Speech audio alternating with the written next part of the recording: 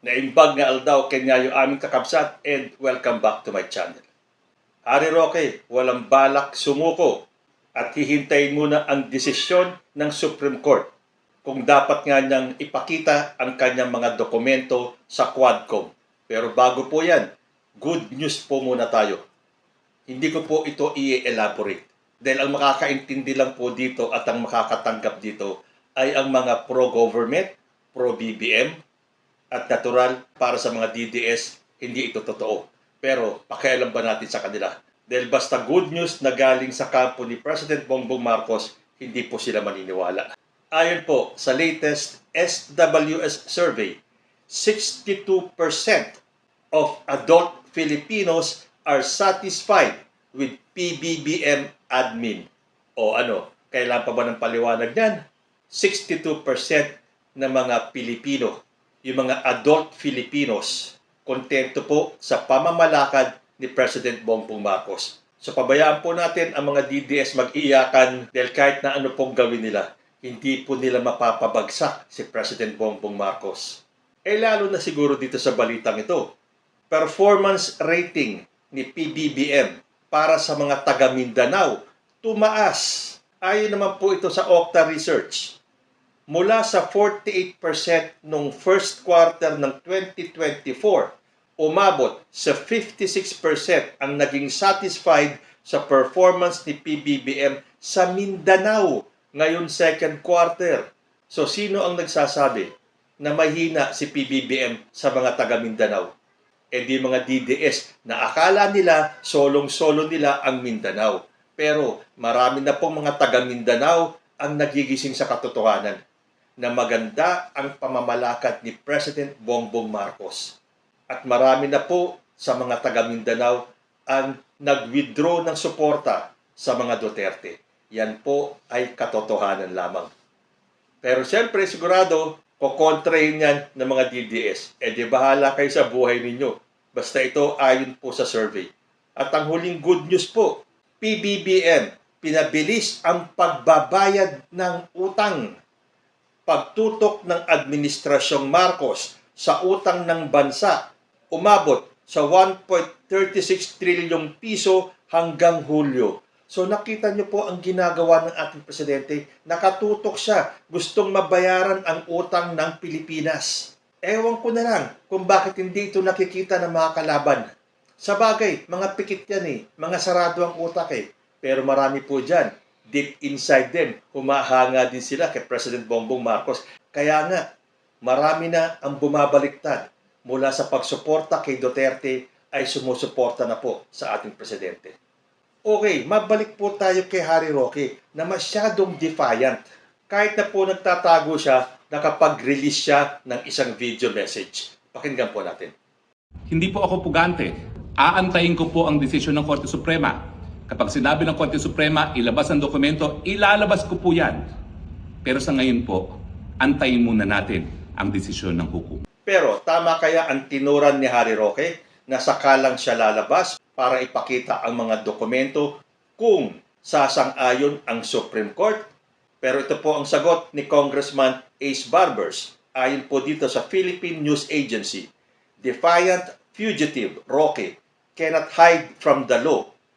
The Quad Committee or yung Quadcom of the House of Representatives branded former presidential spokesperson Harry Roque as a defiant fugitive from justice who appears to be acting weird and strange by mocking the panel and mounting legal challenges instead of cooperating. The Quadcom cited Roque in contempt twice and issued an arrest order against him for alleged lying and refusal to submit vital documents he promised to voluntarily bring to the panel. So ano ang sinasabi ni Harry Roque? Nahihintayin niya muna yung desisyon ng Supreme Court at kapag sinabi ng SC na dapat niyang ilabas yung mga dokumento, sakalang daw niya ilalabas. Samantalang nangako siya, he promised to voluntarily bring to the panel yung mga vital documents na hinihingi ng Quadcom. Ngayon babaliktad ka, kasalanan mo na, nangako ka na ilalabas mo yung dokumento, Tapos biglang nagbago isip mo, siguro sabi mo, patay, buko ko nito. Tapos bigla kang babaliktad, hihintayin mo ang desisyon ng Supreme Court. Tama po ba yun? Dahil sabi nga ni Roque, he would challenge the House panel's decision by filing a petition for habeas corpus and certiorari before the Supreme Court. So, hihintayin niya ang desisyon ng Supreme Court. Pero ang sabi po ni Surigao del Norte, 2nd District Representative Robert H. Barbers, while Roque is free to seek and avail of all legal remedies, he needs to get arrested first before he can file petitions before the High Court. As far as Mr. Roque is concerned, he is considered a fugitive from justice by defying the Quadcom's order to place him under detention. We welcome whatever legal challenge he may opt to file against Quadcom. Sabi ni Barbers, a fugitive in most jurisdictions can mean someone who has an arrest warrant but is evading law and avoiding punishment. This is where the fugitive from justice phrase comes from. Habeas corpus is a legal action or writ by means of which detainees can seek relief from unlawful imprisonment. This means Mr. Roque can only file such petition once he is arrested and detained. So ang ibig pang sabihin, bago pa makalapit si Harry Roque sa Supreme Court, dapat muna siyang sumuko, magpa-aresto at magpa-detain. Mr. Roque can run, but he cannot hide from the law.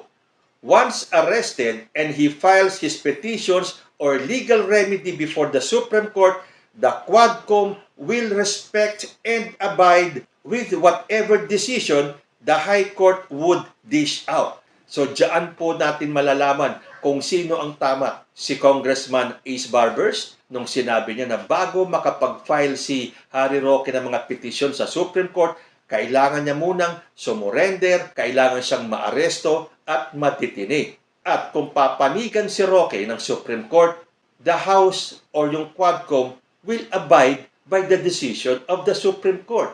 Pero ang sabi naman ni Roque, bago siya sumuko at ipakita ang mga dokumento, hihintayin muna niya ang desisyon ng Supreme Court kung dapat niya niyang ipakita yung kanyang mga dokumento. So, diyan po tayo magkakaalaman. Ang maganda niyan, natututo po tayo. Sino po ang tama sa dalawa? May matututunan po tayo sa mga ganitong sitwasyon. Tama ba na susuko si Harry Roque at ipapakita niya yung kanyang mga dokumento pero hihintayin niya muna ang desisyon ng Supreme Court? Or tama ba si Congressman Ace Barbers na pwede lang lumapit si Harry Roque sa Supreme Court kapag siya ay naaresto na at nadetine? Pero ang mundo nga naman bilog. Talagang minsan nasa ibabaw ka, minsan nasa ilalim. At kung ano ang ginawa mo sa kapwa mo, ay babalik sa'yo. Natandaan niyo po itong sinabi ni Harry Roque tungkol kay Laila de Lima nung sinabi niya na may you spend the rest of your life in jail. Ito po ang sinabi ni Harry Roque kay Laila de Lima nung first anniversary ni de Lima sa kulungan. Sabi niya noon, as I said, happy anniversary on your first year of detention. May you spend the rest of your life in jail. Ngayon, napawalang sala si de Lima. Na itong desisyon ng Supreme Court, medyo naguluhan po ako. Kasi kung tutuusin, looking back, nakita po natin yung mga ebidensya, yung mga larawan ni Laila de Lima sa loob ng Bucor. Hindi ba nakikipag-concert pa nga siya dun sa mga inmates? Pero tulad nga ng sinasabi natin, kung ano ang desisyon ng Supreme Court, kailangan po nating respetuhin. At kung para sa kanila, walang kasalanan si Laila de Lima, so be it. Ngayon, nabaliktad ang mundo. Mukhang itong si Harry Roque naman ang papalit kay Laila de Lima and he might be spending a lifetime in jail. Pero, meron pa rin pong post itong si Harry Roque. Ayon po dito sa News 5, sabi ni Attorney Harry Roque, for far too long, you have drained this country dry with your greed, deceit, and systemic theft.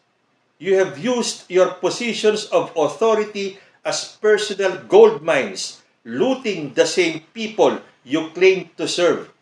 However, the Filipino people's patience is wearing thin. And when it happens, the repercussions will be considerably worse than you could have anticipated. Sino kaya ang pinariringgan ni Harry Roque? Si President Bongbong Marcos, ang mga congressman, ang mga matitinong senador? Sino kaya talaga ang pinariringgan nitong si Harry Roque? Hindi kaya yung kampo ni ex-President Rodrigo Duterte nung sinabi niyang sa pagkahaba-haba ng panahon, you have drained this country dry with your greed, deceit, and systemic theft. Pero sa mga balita pong lumalabas ngayon, hindi ba puro mga baho ng Duterte administration ang lumalabas? Sabi pa niya, however, the Filipino people's patience is wearing thin. Totoo yan. Nauubos na ang pasensya ng Pilipino sa mga katulad nyo, sa grupo ninyo, dahil naglalabasan na lahat ng mga katiwalian, lahat ng mga anomalya, lahat ng baho ng mga tauhan ni ex-President Rodrigo Duterte, at kung tutuusin, may mga issue pa rin na kasangkot mismo si former President Rodrigo Duterte. At tama si Harry Roque, nauubos na ang pasensya ng Pilipino sa mga katulad ninyo at kami ay naghihintay ng hustisya. At sigurado kami, hindi na po magtatagal. Pansinin niyo ang mga balita ngayon. Sino ang mga nahuhuli? Bumagsak na si Apollo Kibuloy. Malapit na si former President Rodrigo Duterte, lalo na kapag lumabas na yung warrant of arrest ng ICC. Itong mga tauhan niya, sila Alice Guo, at ngayon, itong si Harry Roque ay namimiligro na po. At kapag nangyari daw yon na naubos ang pasensya ng mga Pilipino, the repercussions will be considerably worse than you could have anticipated. Mukhang ang mga statement ng mga DDS lagi pong bumabalik sa kanila.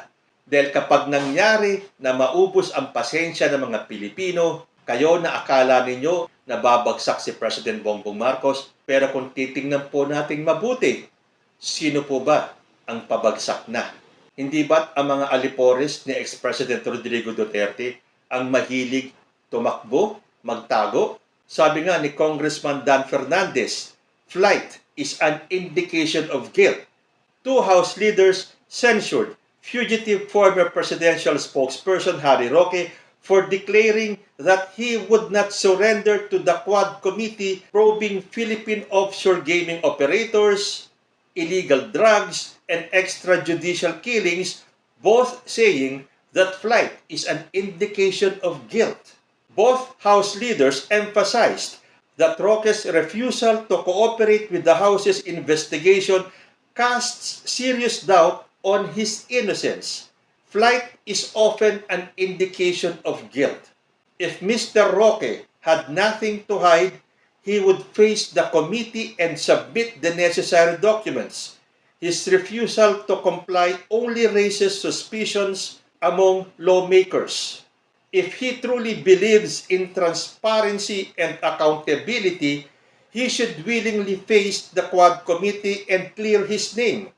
Refusing to submit subpoenaed documents and avoiding the committee's summons only deepens the shadow of doubt hanging over him. Sabi pa ni Fernandez, there is an old saying, if you have nothing to hide, you hide nothing.